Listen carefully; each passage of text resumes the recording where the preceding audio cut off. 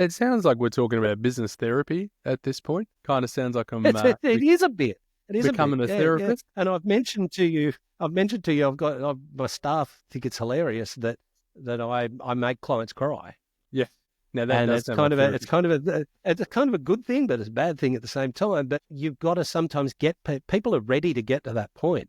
They're struggling. They got things that need solving, and this is the marketing point for advisory: is what is your client struggling with, and how can you help as an accountant? You Can can't you help? help them necessarily with things that are very, very personal. You're going to have to move them on to someone else. But everything that's in that business field, you'd be surprised as an accountant what you can actually impact a client with the advice that you've got available. How do you get the right balance? Like, I know it's important to set boundaries with clients and say, look, we're going to meet twice over this, period every month. Things come up. Clients like, hey, I need your opinion. We've been talking about this thing. I've had an update. Can we chat today? How do you tackle those in demand, like on the moment? It's really important for me to add value in this moment, not just once every 2 weeks when I feel like I've got the time to sit down and talk about it. Yeah, scope's an interesting one. We have included in every one of our coaching contracts, we include just a line that says coach on call. And coach on call basically says it's to be used on a fair use basis. And the way I explain it to a client, just in layman's terms, is I say, look, if you're going to ring me every day,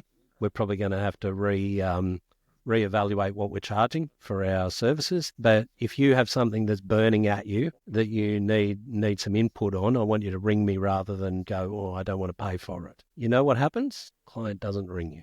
They don't use coach on call. It's factored in to the cost of hopefully none of my clients watch this podcast, but it's not double-handed. It's factored into the cost. They're made aware of it. I actually encourage the clients. I say, look, you've got coach on call, use it or lose it.